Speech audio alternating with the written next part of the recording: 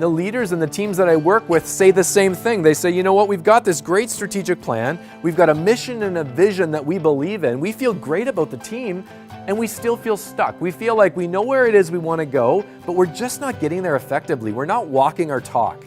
And when that's the case, the guarantee is that we're mistakenly treating every challenge that we face as if it was a problem that could be solved, when in fact, some of the ongoing challenges that we face are tensions that we need to learn to manage in a healthy way.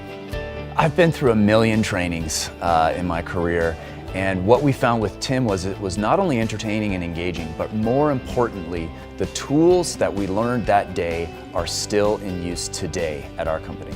Think of it like breathing, and that every single day our body manages this ongoing tension between inhaling and exhaling. And we can't choose one. We can't say, you know what, today is an inhale day. It doesn't work for us for very long. Well, the same thing's true of these tensions that we're talking about, in that on one hand, for example, I want to embrace change and innovation, but I can't do that to the neglect of holding on to core values and tradition.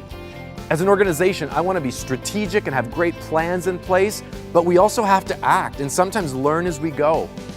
As a leader, I want to be tactful and diplomatic and relational, but I also need to be clear. I need to be candid. I need to be truthful.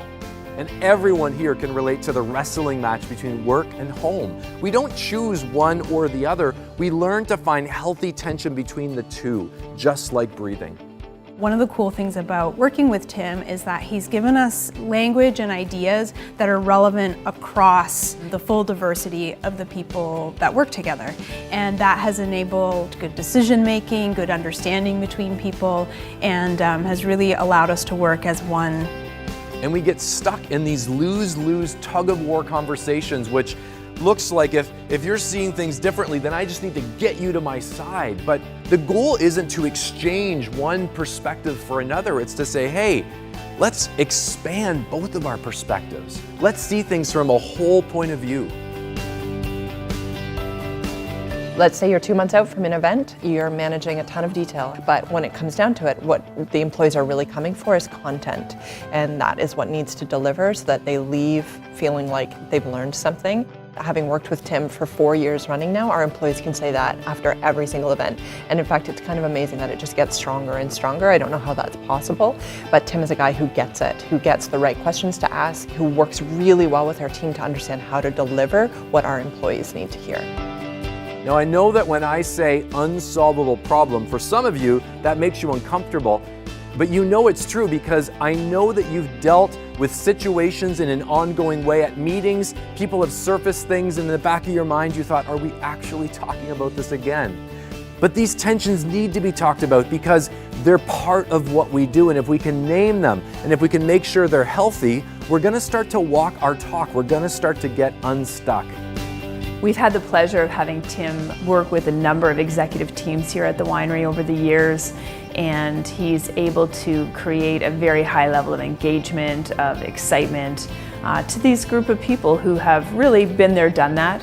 And it's wonderful to have the ability to bring in somebody to our facility with a very high standard that we know is going to create the wow factor that we're looking for.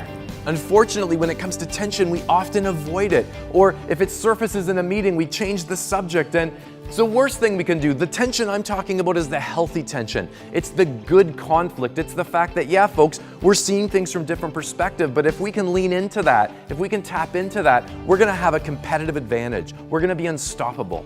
I knew it was important when planning our offsite that people would be inspired and challenged. Bringing Tim in was the perfect fit for that, and there was some laughter, there was some great learnings about leadership, and people are still talking about it today. Our society is getting more polarized all the time, and with the internet and news feeds and social media constantly affirming us in our perspective and our point of view, conversations that we used to freely have at the dinner table or at the boardroom table with people who see things differently, we're avoiding them now. And it's having negative impact on our teams and our organizations. But it doesn't have to be this way. Different perspectives, different points of view. These are things that can be leveraged. They can be tapped into for a competitive advantage.